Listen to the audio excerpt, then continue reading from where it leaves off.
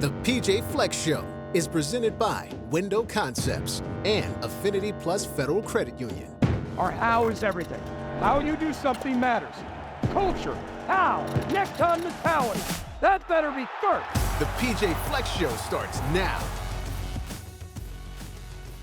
Hi, everybody, and welcome into another season of the P.J. Fleck Show, joined again, of course, by the head coach of Gopher football, P.J. Fleck, alongside Gophers Hall of Famer Ron Johnson, KFAN's Justin Gaard.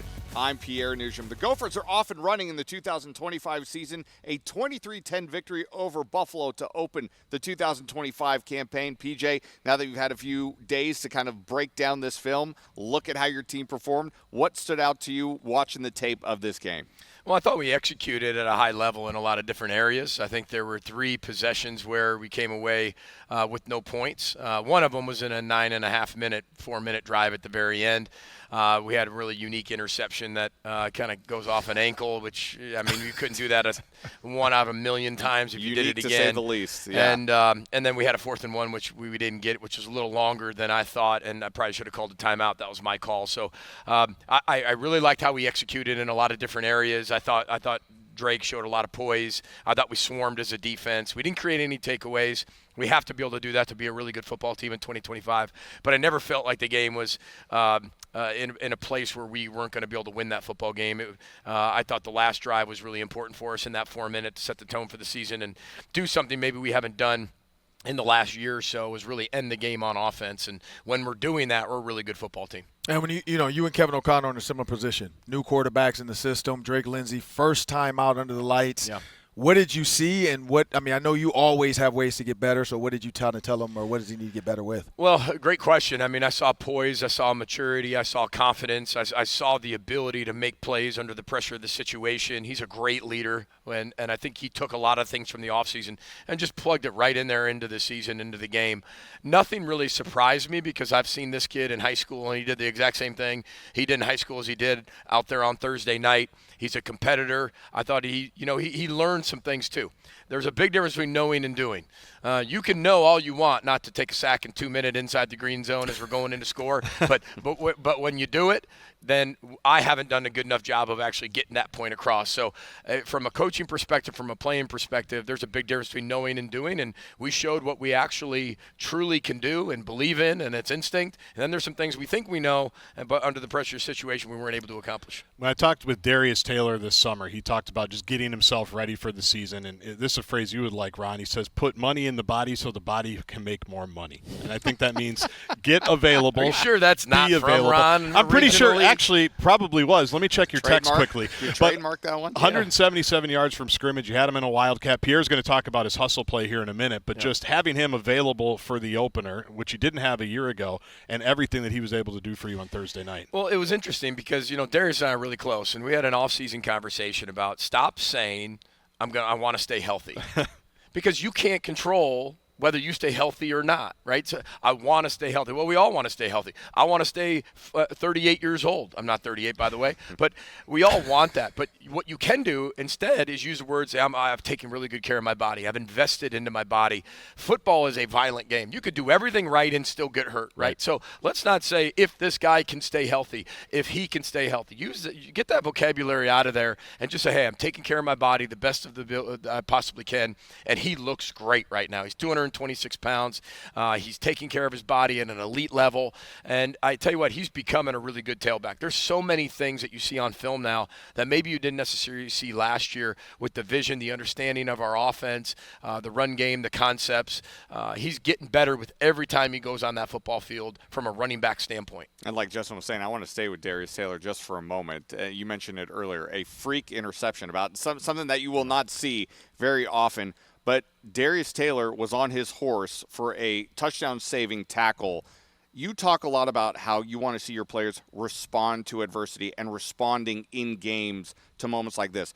His response was not give up on a play. How much are you using that piece of film right now to show to the rest of the players as a teaching moment of you don't give up on a play and you got to give 100% every single play no matter what happens? We have a cut-up that's basically our how clips, and we call it our how clips, which are extra effort clips that we want to be able to have be our DNA of our football organization, and that definitely went in there. I mean, that was, to me, the play of the game is exactly him going into there. He's running the opposite direction when that ball gets picked off. What people don't see, he's already going to the right side. Here, he's got to go all the way across the field, and he makes really maybe a game-saving tackle. The way they got 3 points out of this, could have been 7. That when you look at the swing of that, we're going in to score. This is when I talk about the empty possession. Right. This is a huge play from Darius Taylor, and if you see, he blocks this man all the way back by the 40-yard line there. This is what we're talking about. This is the extra effort it's always going to take for us to get to where we want to go. And I also have a clip, a cut up, just so everybody knows. We said this on the radio show, JG, is that if I ever pass away and I die, at my funeral, there's a cut up that Matt Childers has that says, I want this running at my funeral of all these amazing plays just like this. This wasn't a touchdown play. This was a how play. This was a DNA play. This is what we are about as an organization. So it goes into one of those cut ups. You know what I mean? That Let's hope that won't be for a long time, though. I'm hearing Angels Wings in my headset. Thinking about the time. I don't know. Long time. If it ever does, though, that way we at least all know, and you guys can make sure that happens. I'll see what I can We'll follow up. Appreciate that. I'll see what I can do. Yeah, I'll see what I can do about that. How did we get to that?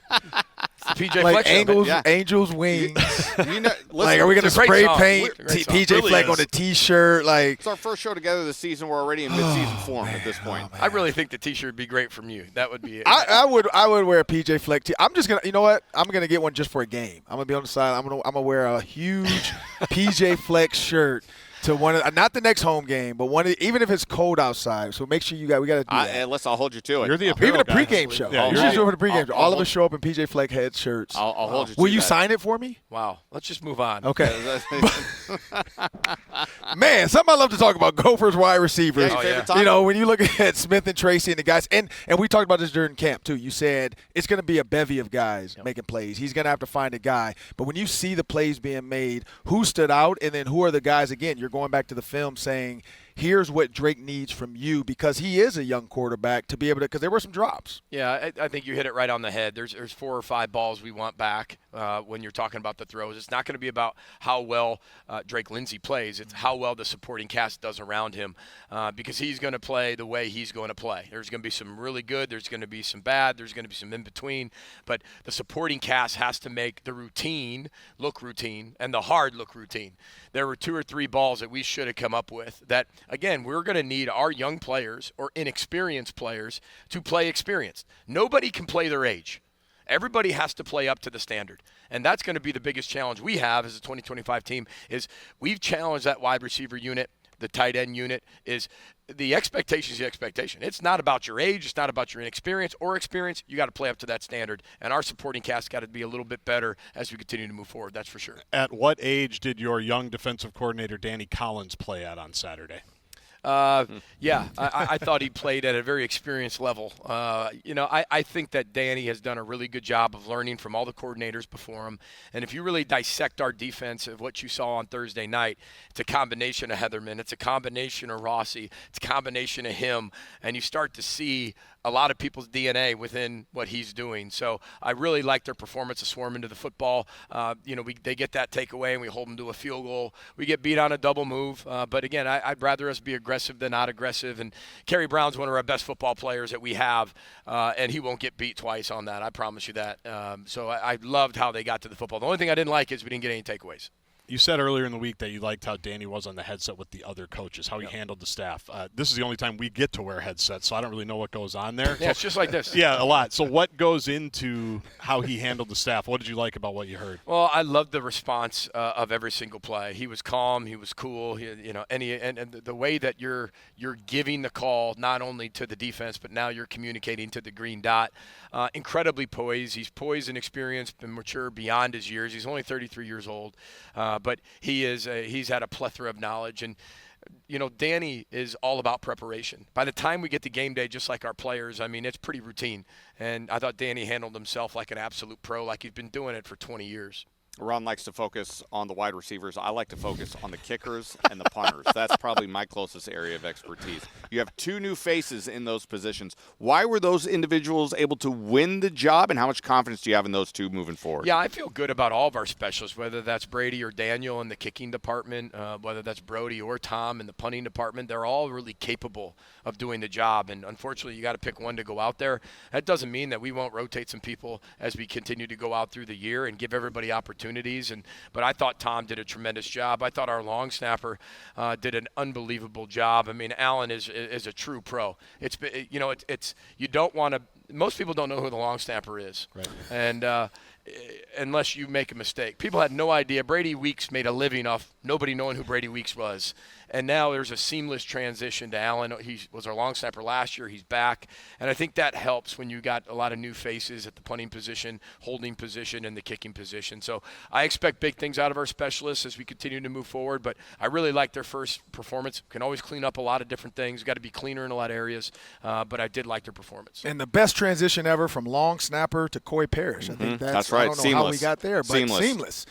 Corey Parrish does a lot for this team, 1 catch in this game, but, he flashed on defense a bunch. But I think cameras are always on him. And so how do you manage that, but also what's the plan moving forward and for the season? Well, I think people have just such unrealistic expectations. It's like preseason rankings. Yeah. Right? Think of college football this past Saturday. How many preseason rankings went right out the window of experts? Yeah. Everybody's going to have this high standard. This guy should have 3 interceptions a game and 20 tackles and 2 punt returns for touchdowns. Right. That's so unrealistic, but he has the ability to change a game in so many areas, and when we need him to do that, we're going to call upon him to do that. And I'm sure when it presents itself, he's going to do that. We have a lot of capable players on defense that are going to make plays.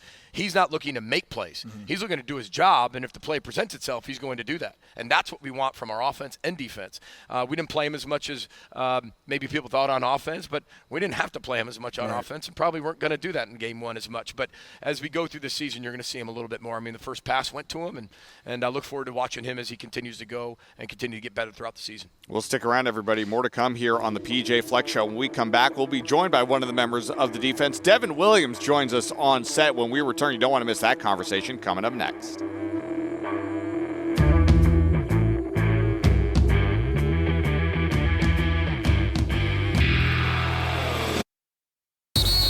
You're watching the P.J. Fleck Show. Welcome back into the P.J. Fleck Show, everybody. Time now for a young man who had a big impact in the game against Buffalo to join us on set. Devon Williams joining us here on the P.J. Fleck Show. And I say you had a big impact in the game because you did. 8 total tackles, a sack in the game.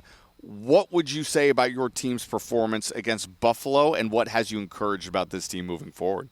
We play hard. That's one thing I could say. We swarm to the ball, and we practice hard. Yeah. So, we're going to keep doing it every single week. No doubt about it. So as you're an upperclassman now. I remember we talked a few years ago when you were first getting your feet wet, so to speak, in the Big Ten. How much do you feel like you've grown and developed over the last few years and now one of the leaders on that defense? Yeah, I say I've grown a lot. I don't want to go into too much detail, but there's a lot of areas in my life that, I didn't really have in order. And being here, it allowed me to, see those things and just attack them every single day. Is that part of the life program that PJ harps on about? That it seems like it has affected you over the last few years. No, it has, for real. And it's affected a lot of people on the team, and it's great. Yeah, PJ, I mean, you've talked about this young man who's now a senior, a leader for you on this defense. How much have you seen him grow, not just as a player, but off the field, and what kind of example can he be for the rest of the team? He's made some of the biggest changes out of my 13 years being a head football coach from the first time I met him to where he is now. And that's ultimately what we do. We get judged on wins and losses in season, 12 games, 13 games a year. But why you do the job is exactly this young man to my right. He comes into a program, he's a really good football player, but we want you to be a better person first, and then you'll be a better football player. And it took him a little bit to figure that piece out. How does that even correlate, right? And when he did, you saw this drastic rise in him as a person, as a player, making plays all over the place.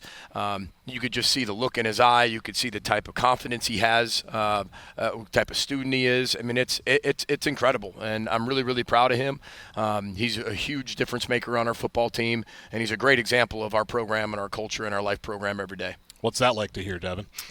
It's nice. That's pretty good. Right? That works. Endorsement. Talking to you a few years ago, committed to Kentucky, then recruited by Joe Rossi, then coached by Rossi, coached by Corey Heatherman. Now Danny Collins is your, obviously defensive coordinator. Mariano Sori-Marin, the linebackers coach. He's barely older than you.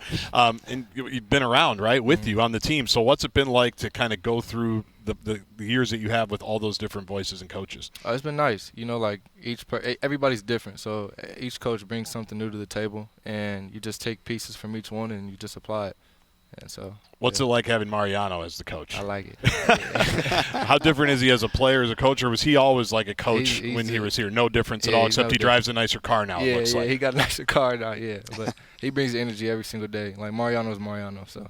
What type of identity do you think this defense is forming? Like we said, we got a new coordinator in Danny Collins, but it's not that you don't know him or what he brings to the table, but what type of identity is this year's defense forming, do you think? It's just a nasty, detailed defense. Swarm to the ball, not scared of anybody, and just nasty. How much, PJ, do you rely on this defensive group to kind of set the tone for your team week in and week out? If you look back on 13 years of being a head football coach, I know I'm an offensive guy. Everything we do starts with defense. The type of game we can call on offense is based on what type of defense we have. You have to play complementary football. And at the University of Minnesota, everything starts with our defense. And it always will be. And I think some people think it's a little bit different and see me as an offensive coach, but it all starts with defense. And then we can work our offensive game plan from there based on what type of defense we have and as that defensive game plan gets set. But it's guys like Devin who allow us to be able to be very creative and versatile and have tons of different packages where we can play a lot of different guys. This guy can do a lot of different things. I mean, he can cover, he can pass rush, he can blitz, he can cover, he can drop in zone coverage, play man coverage, and he'll strike you. I mean, he is a violent player on the field. So, and the one thing about him, he just keeps getting better and better. I mean, there's a play that he makes that you just saw on the screen, and during practice that week, we kind of grabbed him, we're like, hey man, you're hopping to it, you're not pushing the move, and you're not pressing the hip. Boom, he takes it, corrects it, bang, makes a huge play in the backfield on one of the quarterback or running back. And I love that he's been able to take that and apply it and be intentional in how he wants to get better. No doubt about it. Yeah, well, Devin, it's a pleasure to have you on set here at the P.J. Fleck Show. Continue health and success the rest of the way. We'll be looking out there for you on the field, making the same type of impact that we saw against Buffalo. Yes, sir. No doubt about it. Give Pierre some of that life advice, too. Yeah, I'm going to need that. Give Pierre some of that life advice before you leave. I've been trying to enroll in this I'm program. good. Yeah, I've been trying to enroll in this program for years, but they keep denying me for some reason. I don't know why. More to come here on the P.J. Fleck Show. When we come back, we'll take a look ahead at this weekend's opponent, Northwestern State, coming to town here this Saturday. We'll talk about that game and more on the P.J. Fleck Show.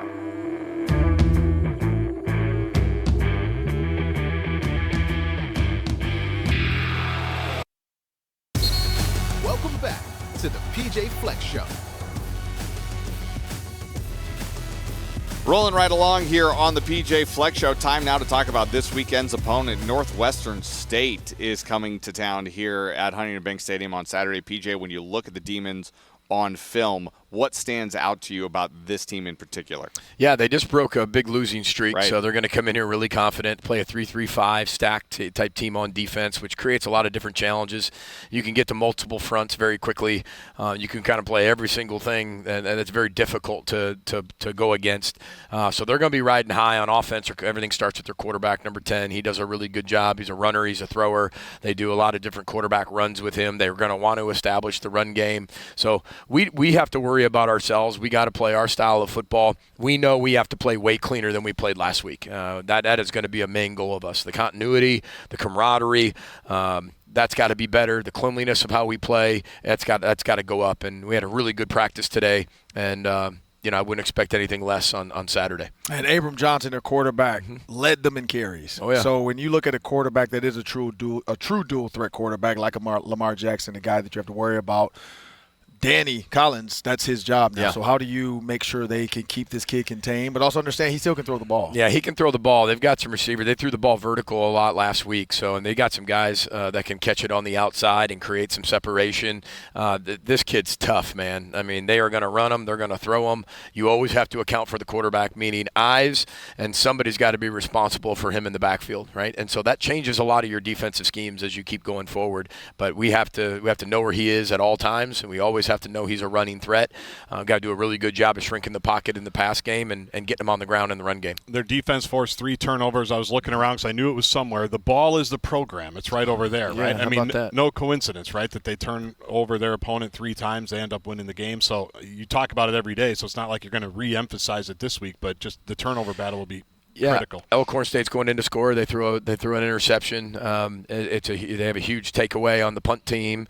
They were very advantageous with the ball that was presented to them. So, again, we got to play our football. It's about us. It's about us getting better. It's about us taking a step from game 1 to game 2 and being the best football team we can be. I mean, when you talk about taking that step and how much you really have to emphasize with the guys, do they know that maybe walking away from Buffalo, they're thinking to themselves, yeah, we won, but maybe we didn't play our best. Do they already know, or do you have to keep hammering it into them like, hey, we still have another level we can get to? I think this team's really, really confident. I think they understand where we want to go and where we can go. I wouldn't want a team any other way. When you have a team that's a little bit different in the other way, you start to worry. We don't have that. This team wants to continue to grow, get better. Practice was exactly that way. And, when you come into our rooms on Sunday, you have no idea whether we won or lost. Now, you come into the locker room after a win, we won. If you come into the locker room after a loss, we lost. But when we get to Sunday, you really can't tell the difference because it's all about development. It's all about growth. It's all about response. Whether we won or lost, we have to find a way to get better. And you had this weekend a fun one. You had Blake Cashman, Max Brosmer back in the stadium. They brought some Vikings friends with them as well. But you had a lot of other alumni on the sidelines. You continue to say that to the alumni. This is your program. Come back. How fun is that for you to see guys actually starting to come back now? There's nothing more fun and there's nothing more rewarding than looking on the sideline and seeing a plethora full of alumni all the time, every game. We're talking from all different, from the 80s, from the 90s, from the 2000s, from the teens, and beyond, from the guys that we've coached. So nothing more rewarding. And look for some of those alumni to be in action on the first week of NFL Sunday as well. That's coming up. But before that, don't forget, join us on Saturday morning. The Gopher pregame show as we count you down to kickoff between the Gophers and the Demons. Kickoff is scheduled for 11 a.m. out at Huntington Bank Stadium. We'll see you this Saturday for week 2 of the Gopher football season.